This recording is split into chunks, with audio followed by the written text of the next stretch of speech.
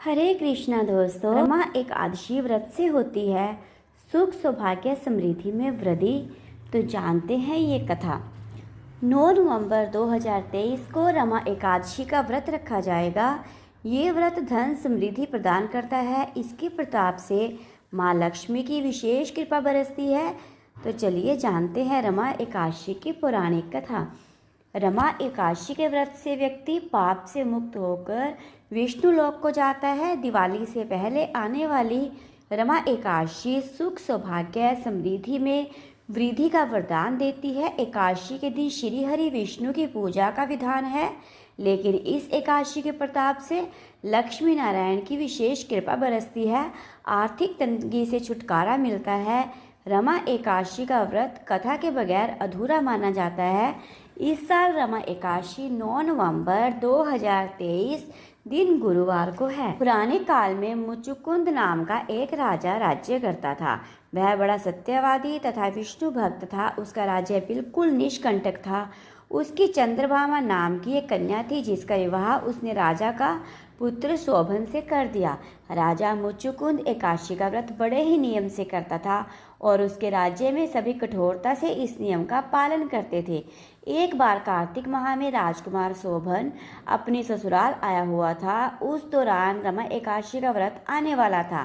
शोभन की पत्नी चंद्रभागा ने सोचा कि मेरे पति तो बड़े कमजोर हृदय के हैं, वे एकादशी का व्रत कैसे करेंगे, जबकि पिता के यहाँ तो सभी को व्रत करने की आज्ञा है। चंद्रभागा ने पति को बताया कि यहाँ जीव जंतु भी एकादशी के दिन भोजन नहीं करते। ऐसे में अगर राज्य का दामाद ही व्रत नहीं करेगा तो उसे राज्य के बाहर जाना पड़ेगा। चंद्रभागा की इस बात को सुनने के बाद आखिरकार शोभन को रमा एकादशी व्रत रखना ही पड़ा, लेकिन पारण करने से पहले ही इसकी मृत्यु हो गई।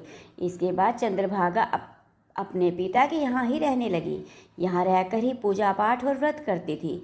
वहीं एकादशी व्रत के प्रभाव से शोभन को अगले जन्म में देवपुर नगरी का राज्य प्राप्त हुआ, जहाँ धन धान्य और ऐश्वर्य की कोई कमी नहीं थी। एक दिन मुचुकुंद के नगर के ब्राह्मण ने शोभन को देखा तो उसे पहचान लिया। ब्राह्मण नगर को लौट चंद्रभागा को पूरा वाक्य बताता है। चंद्रभागा ने बताया कि वह पिछले 8 साल से एकादशी व्रत कर रही है। इसके प्रभाव से पति शोभन को पुण्य फल की प्राप्ति होगी।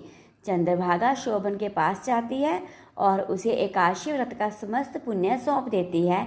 इसके बाद माँ लक्ष्मी की कृपा से देवपुर में सुख सौभाग्य और समृद्धि में वृद्धि होती है और चंद्रभागा शोभन साथ रहने लगते हैं। तो दोस्तों, कैसी लगी आपको मेरी ये एकादशी व्रत की कथा? अगर अच्छी लगी तो प्लीज़ वीडियो को लाइक करें, चैनल को सब्सक्राइब करें और वीडियो को अपने सभी फ्रेंड्स के साथ शेयर करें।